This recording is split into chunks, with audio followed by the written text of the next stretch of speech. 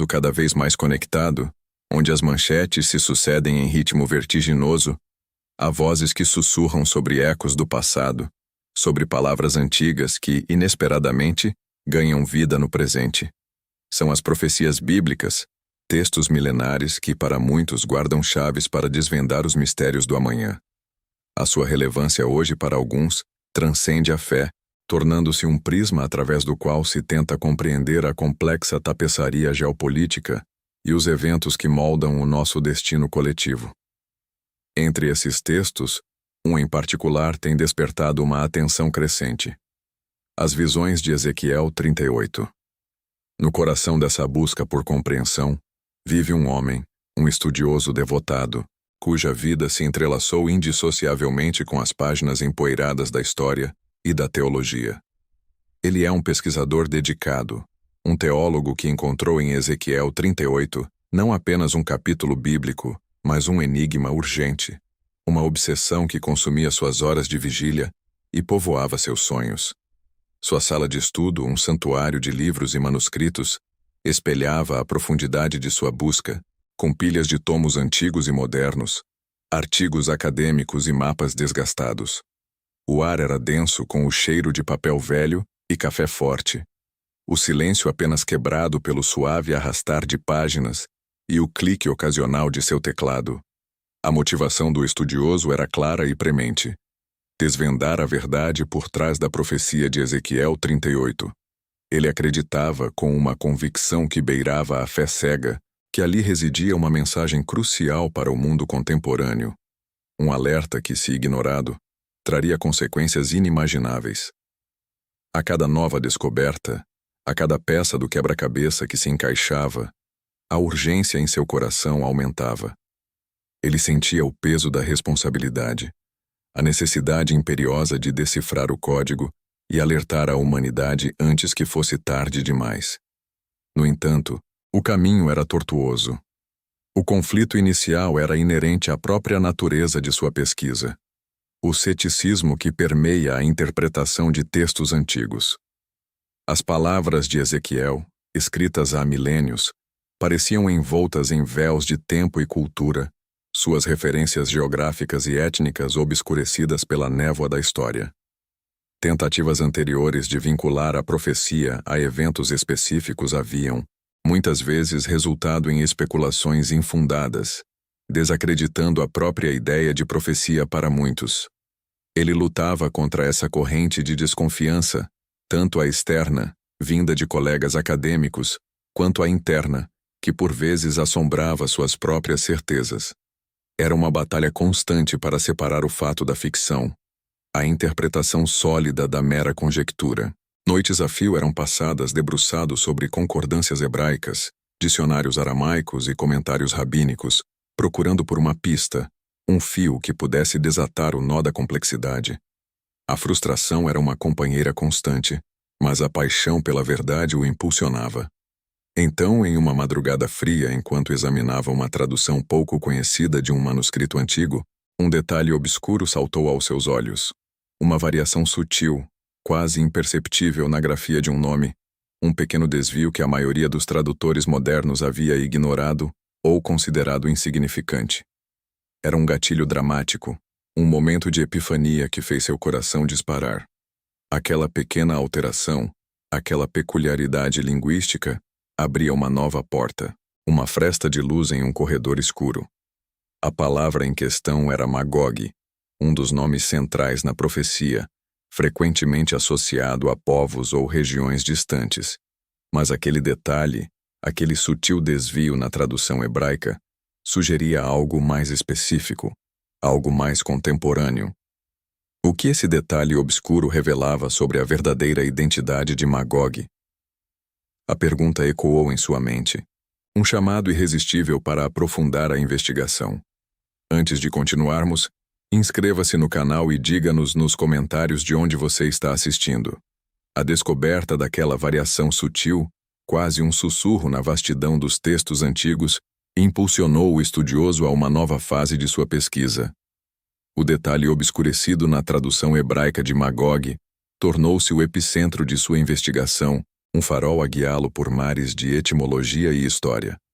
Noites viraram dias, e a rotina do teólogo se transformou em uma frenética busca por conexões, por cada referência, cada menção que pudesse lançar luz sobre aquela pequena, mas potencialmente monumental, diferença. Ele mergulhou em bibliotecas digitais e acervos físicos, consultando linguistas especializados em línguas semíticas e historiadores do Antigo Oriente Médio. Cada nova pista era como uma gota d'água no deserto de sua curiosidade, revigorando sua determinação. Durante esse período de imersão, o estudioso buscou a opinião de um colega, um mentor que, embora respeitasse sua erudição, possuía uma visão mais pragmática e, por vezes, cética. Dr. Elias, um especialista em estudos bíblicos com décadas de experiência, havia sido uma figura constante em sua jornada acadêmica. Eles se encontraram em um café tranquilo, o aroma do café fresco preenchendo o ar, enquanto o estudioso, com os olhos brilhando de excitação e cansaço, apresentava suas descobertas preliminares. O mentor ouvia atentamente, com sua postura calma e analítica, balançando a cabeça ocasionalmente. Ao final da explanação, Dr. Elias fez uma pausa, seus olhos fixos na xícara de chá. "Interessante, meu jovem", começou ele, sua voz grave e ponderada. "Mas você sabe, as interpretações de Magog são tão variadas quanto as estrelas no céu. Muitos já tentaram identificá-lo com os citas, com os godos, até mesmo com a Rússia moderna. Qual a solidez desse seu detalhe para ser diferente?"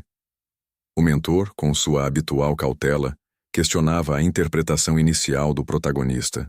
Ele argumentava que, ao longo da história, muitas profecias foram forçadas a se encaixar em eventos contemporâneos, resultando em descrédito. A preocupação de Elias era que a paixão do estudioso o estivesse levando a ver padrões onde talvez não existissem. O estudioso, no entanto, estava preparado para o ceticismo. Ele havia aprofundado a etimologia e a história do termo Magog e seus aliados, como Meseque e Tubal, mencionados em Ezequiel 38. Ele explicou que o detalhe encontrado não era uma mera conjectura.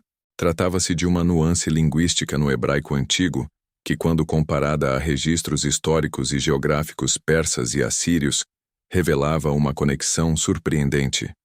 "Dr. Elias", disse o estudioso, abrindo um atlas antigo e apontando para uma região específica, "as evidências linguísticas e históricas, quando analisadas sem preconceitos de traduções posteriores, apontam de forma inequívoca para uma região que hoje conhecemos como Irã, ou a antiga Pérsia.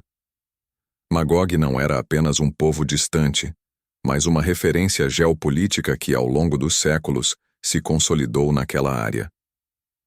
Ele continuou, explicando como os termos Rosh, Meseque e Tubal, frequentemente interpretados como povos ou regiões distantes, poderiam, sob essa nova ótica, ser compreendidos como designações para grupos étnicos e cidades que compunham o Império Persa em diferentes períodos. A conexão não era forçada. Era uma revelação que emergia da própria gramática e do contexto histórico da época de Ezequiel. A cada palavra do estudioso, o semblante do Dr. Elias mudava, o ceticismo inicial dando lugar a uma expressão de profunda consideração. Ele pegou o atlas e examinou as marcações, suas sobrancelhas franzidas em um misto de espanto e reconhecimento. A gravidade de suas descobertas começava a pesar sobre o estudioso. Não era apenas uma questão acadêmica, era uma implicação profética de proporções globais. Se Magog era de fato o Irã moderno, então a profecia de Ezequiel 38, com sua descrição de uma invasão massiva contra Israel, ganhava uma urgência aterrorizante. A crescente tensão no Oriente Médio, as ambições nucleares do Irã, suas alianças com nações vizinhas, tudo parecia se encaixar em um padrão sinistro desenhado há milênios. O estudioso sentia um arrepio na espinha ao perceber que não estava apenas decifrando um texto antigo, mas talvez desvendando o roteiro de eventos futuros que poderiam abalar o mundo. A nova perspectiva trazia consigo uma torrente de perguntas. Como essa nova compreensão afetava a interpretação de toda a profecia? O que significava para o futuro de Israel e para o cenário geopolítico mundial? E mais importante, como ele poderia comunicar essa verdade de forma eficaz, sem ser descartado como mais um teórico da conspiração? A resposta a essas perguntas ainda estava oculta, mas a urgência em seu coração só aumentava. O estudioso, agora carregando o peso de sua descoberta, sentia uma urgência inegável em compartilhar suas revelações. A cada dia que passava, os noticiários pareciam ecoar as antigas palavras de Ezequiel, e a crescente influência do Irã no cenário geopolítico global tornava a profecia um espelho assustador da realidade. Ele tentou, com fervor e uma montanha de evidências, apresentar suas conclusões a círculos acadêmicos e religiosos. No entanto, a recepção foi, na melhor das hipóteses, morna, e na pior, abertamente hostil. Muitos viam suas descobertas como mais uma tentativa de forçar eventos contemporâneos em narrativas bíblicas, um exercício de pareidolia profética. As reações variavam desde o desinteresse polido até a ridicularização pública. Em um seminário teológico, onde esperava encontrar mentes abertas ao debate, foi confrontado por professores que o acusavam de sensacionalismo. Doutor, nome do estudioso, omitido para manter a terceira pessoa. A história está repleta de especialistas que tentaram decifrar o fim dos tempos usando a manchete do dia. Disse um deles com um tom condescendente. Suas conexões surpreendentes não passam de uma interpretação seletiva de textos e eventos. O ceticismo e a resistência, agora personificados em seus pares, formavam uma barreira quase intransponível. A ideia de que uma nação moderna como o Irã pudesse ser a materialização de uma profecia milenar parecia absurda para a maioria, que preferia a segurança de interpretações mais vagas e historicamente distantes. Enquanto isso, a geopolítica mundial continuava seu curso implacável, tecendo uma tapeçaria que, para o estudioso, só confirmava suas teses. As notícias diárias eram um lembrete constante da gravidade de suas descobertas.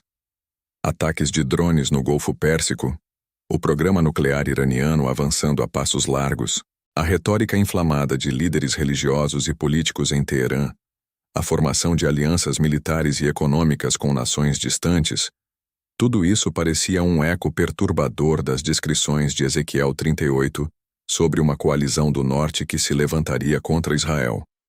O estudioso via os paralelos entre as descrições proféticas e os eventos contemporâneos com uma clareza dolorosa, mas a maioria de seus colegas permanecia cega, ou talvez propositalmente ignorante. A cada porta que se fechava, a cada olhar de desdém, a motivação do estudioso era reforçada. Não era uma questão de ego, mas de uma profunda convicção de que ele havia desvendado algo vital. A necessidade de provar a verdade antes que fosse tarde demais consumia-o. Ele sentia-se como um sentinela no alto de uma torre, alertando sobre um perigo iminente, enquanto a cidade abaixo dormia, alheia ao avanço do inimigo. A ridicularização e a desacreditação apenas serviam para aprofundar sua determinação. Ele não podia desistir. A verdade, ele acreditava, tinha que ser revelada. O sentimento de urgência era avassalador. A profecia de Ezequiel 38 não era um mero texto histórico.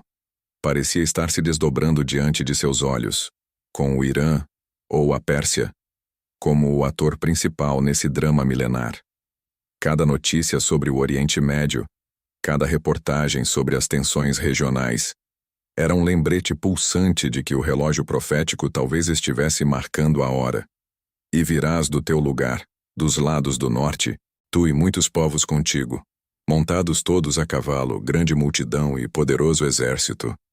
E subirás contra o meu povo Israel, como uma nuvem, para cobrir a terra.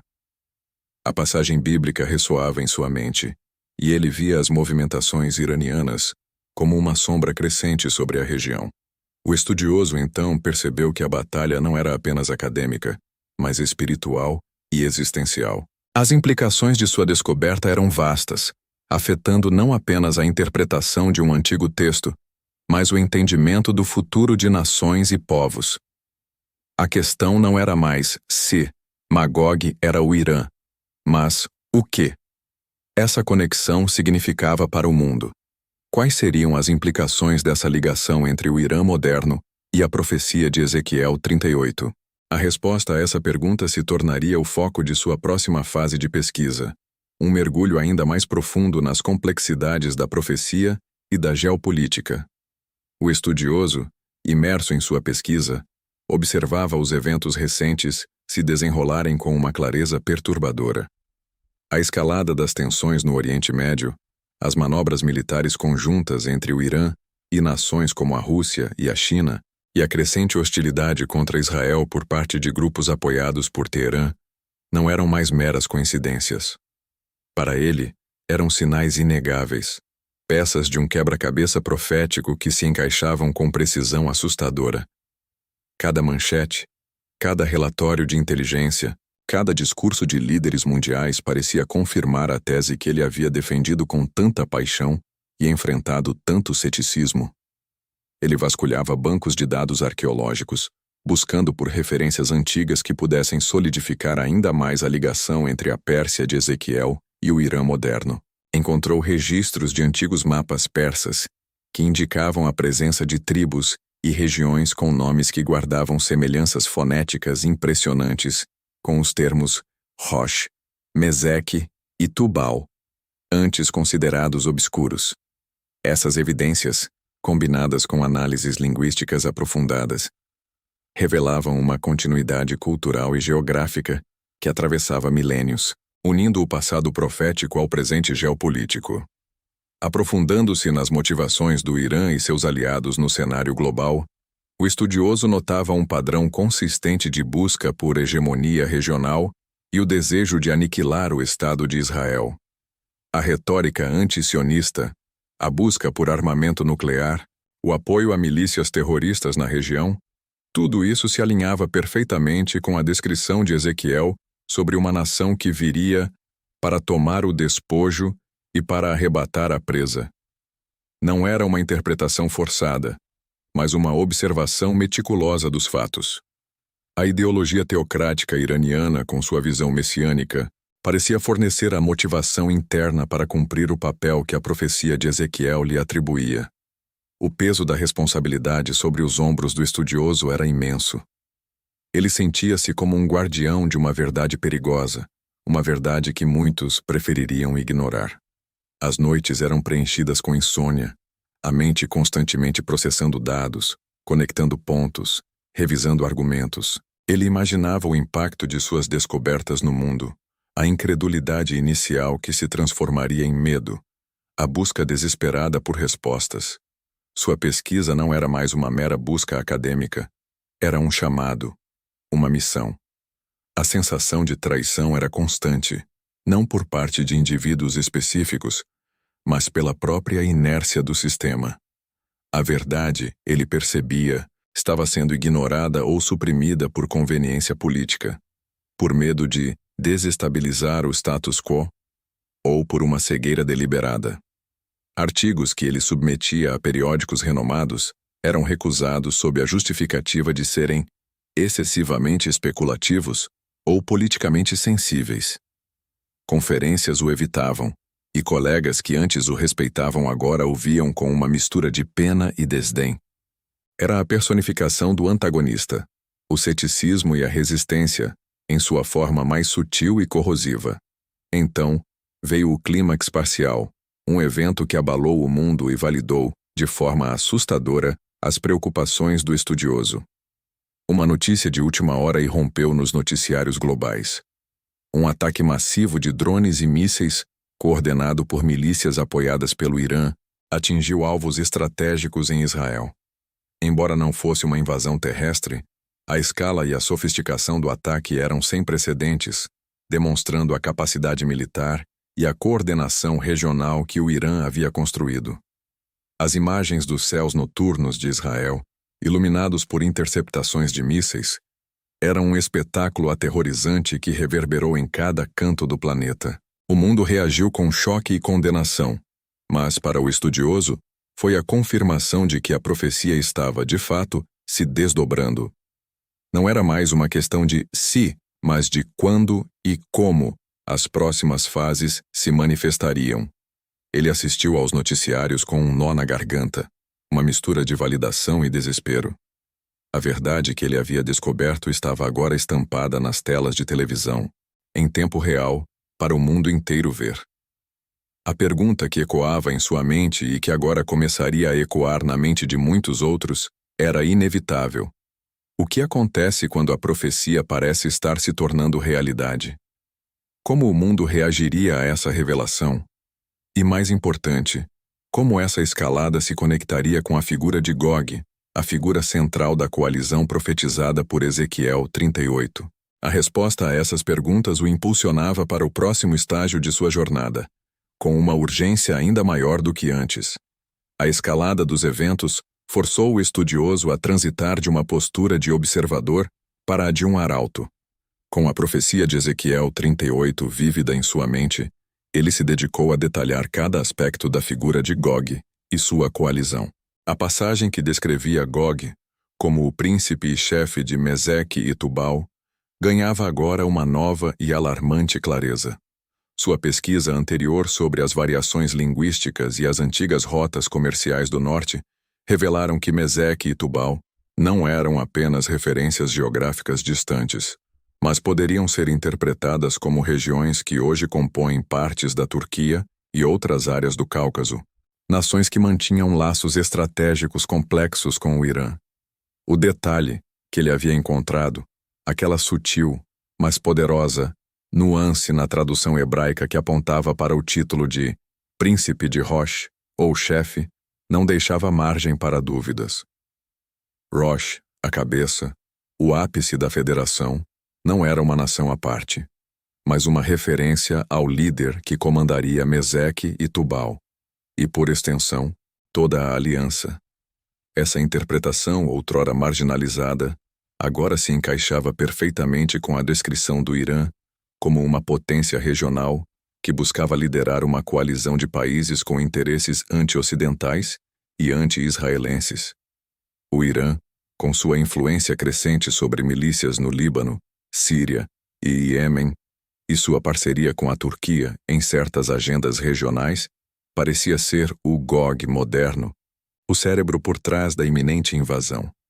Impulsionado pela urgência e pela validação dos eventos recentes, o estudioso decidiu que era hora de apresentar suas descobertas de forma impactante.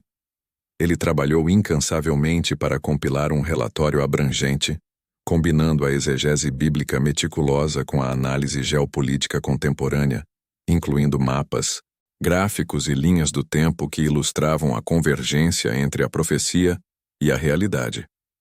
A publicação não seria apenas um artigo acadêmico, seria um manifesto, um grito de alerta. Ele escolheu um renomado periódico de estudos religiosos com uma seção dedicada à geopolítica e, surpreendentemente, após a recente escalada de conflitos, sua submissão foi aceita. A publicação de seu artigo, intitulado Gog, a Pérsia e o Alvorecer Profético, um detalhe em Ezequiel 38, revela a identidade do invasor. Causou um alvoroço imediato. O impacto foi sísmico, reverberando muito além dos círculos acadêmicos. Religiões e meios de comunicação seculares, inicialmente céticos, foram forçados a prestar atenção. A reação do público foi polarizada. De um lado, crentes fervorosos e entusiastas da profecia viram a publicação como uma confirmação divina, um sinal dos tempos finais. Para eles, o estudioso era um profeta moderno, desvendando mistérios ocultos.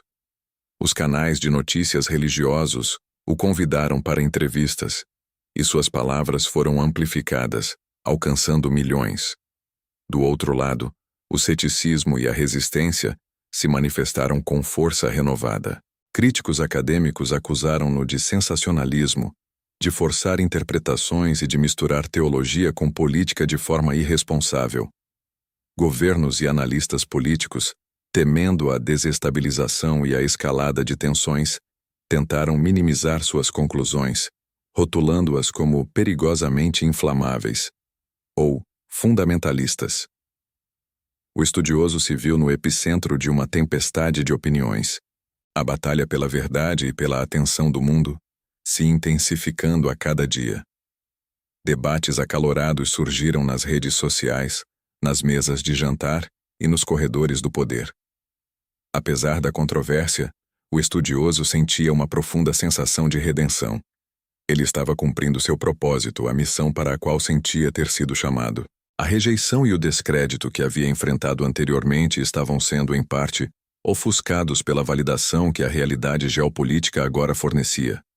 Ele não buscava fama, mas a verdade. E essa verdade, por mais desconfortável que fosse, estava agora diante dos olhos de muitos. A profecia estava viva, pulsando no coração dos eventos mundiais, e ele havia sido o instrumento para desvendá-la. A questão que agora pairava no ar, mais urgente do que nunca, era: qual seria o próximo passo da profecia? Gog, identificado como o Irã, já havia lançado seu ataque inicial. Mas Ezequiel 38 falava de uma invasão em larga escala, de uma coalizão poderosa que viria como uma nuvem para cobrir a terra. O que viria a seguir, e como o mundo se prepararia para essa próxima fase. O estudioso sabia que o clímax ainda estava por vir, e a cada dia, o cenário global parecia se alinhar ainda mais com as palavras do antigo profeta.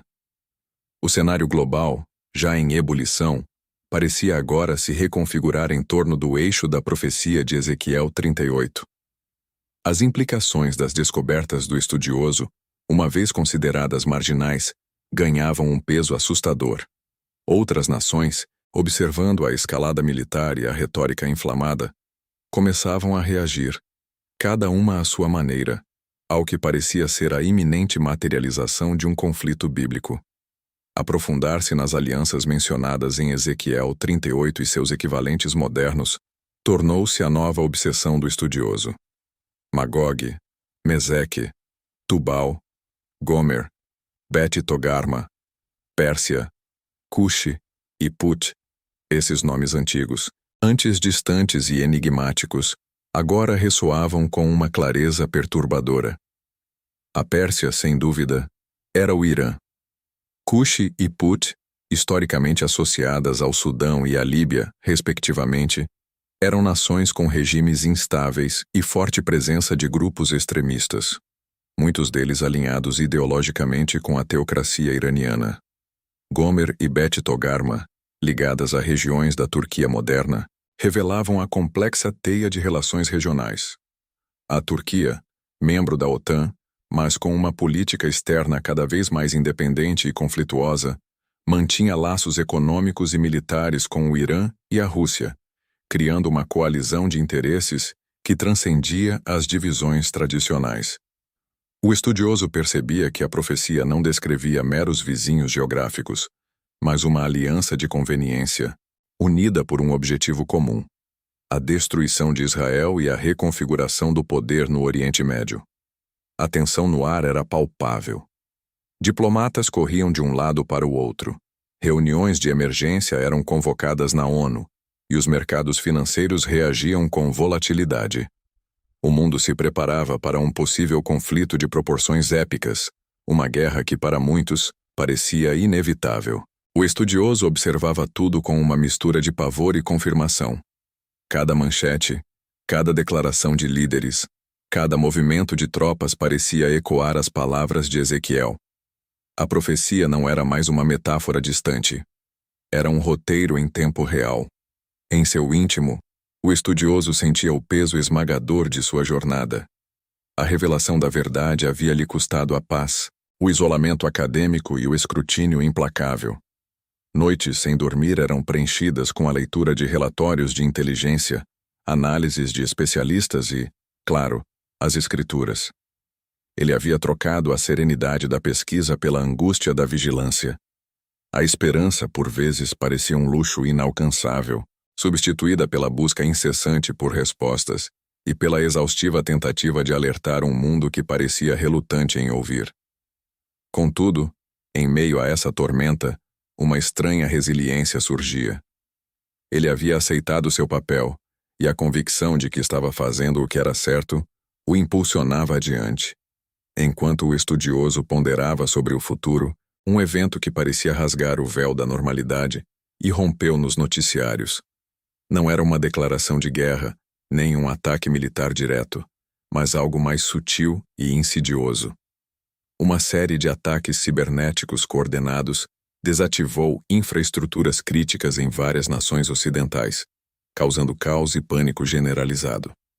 Sistemas de energia, redes de comunicação e instituições financeiras foram atingidos, mergulhando milhões em uma escuridão tecnológica.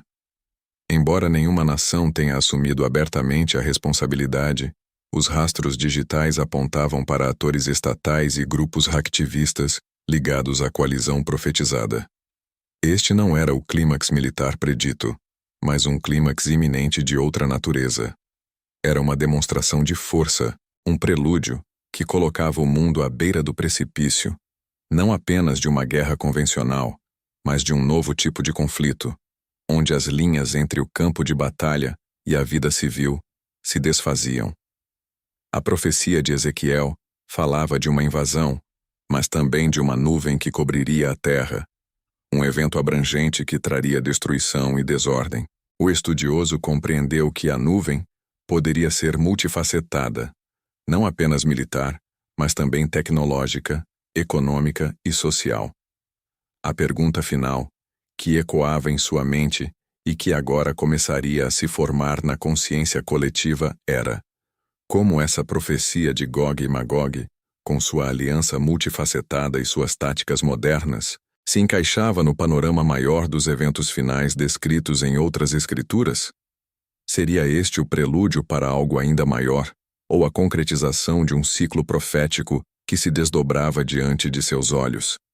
A resposta a essa pergunta, ele sabia, era a chave para a compreensão dos tempos em que viviam. E o próximo capítulo da história estava prestes a ser escrito. O estudioso, observando o caos cibernético e a crescente polarização global, sentia uma profunda e melancólica certeza.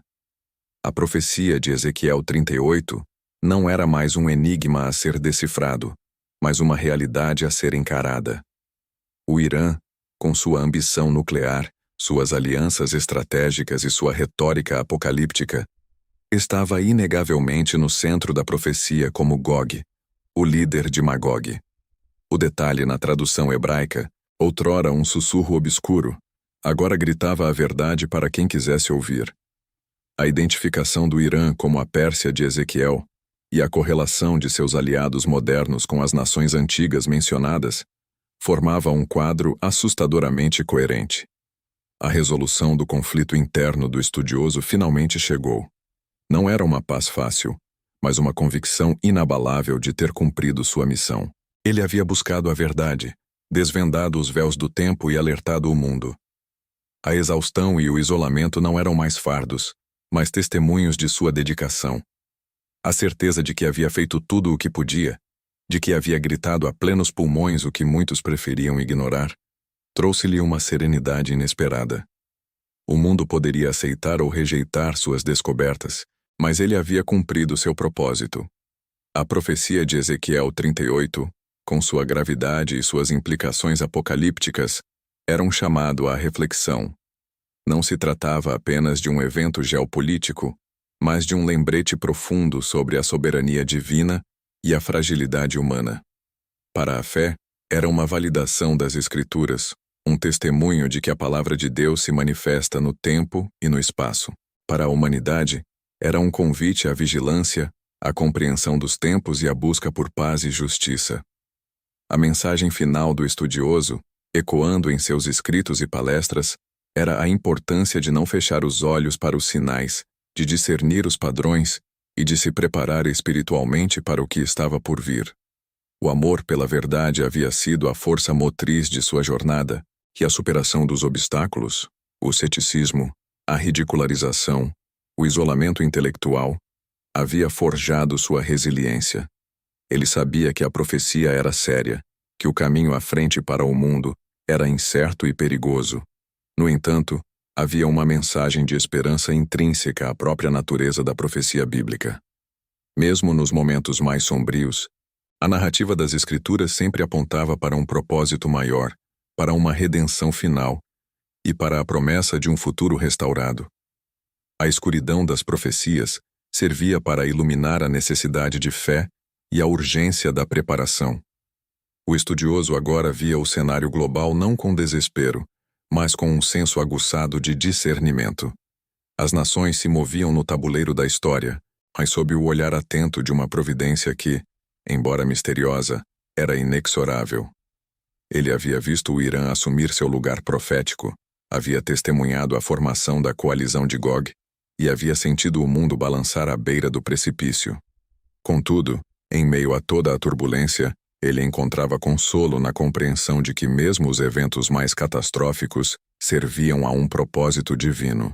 Seu trabalho estava feito. A semente da verdade havia sido plantada, e agora cabia a cada indivíduo regá-la com a reflexão e o discernimento. O detalhe, em Ezequiel 38, o elo entre a Pérsia antiga e o Irã moderno, não era apenas um ponto de pesquisa acadêmica. Era uma chave para entender os tempos. Era uma peça crucial do quebra-cabeça que, uma vez encaixada, revelava uma imagem maior, mais complexa e mais urgente do que qualquer um poderia ter imaginado. O estudioso fechou seus livros, não com um sentimento de finalização, mas com a quietude de quem sabe que a história continua a se desdobrar. A pergunta que uma vez ecoou em sua mente, o Irã já está na profecia? Agora tinha uma resposta clara e inequívoca. Sim, o Irã estava, e sua presença não era um acidente, mas o cumprimento de uma palavra antiga que ressoava com uma força renovada no século XXI. O mundo havia sido avisado, e o relógio profético continuava a tic-taquear. A era da ignorância havia chegado ao fim para aqueles que ousavam olhar e ver.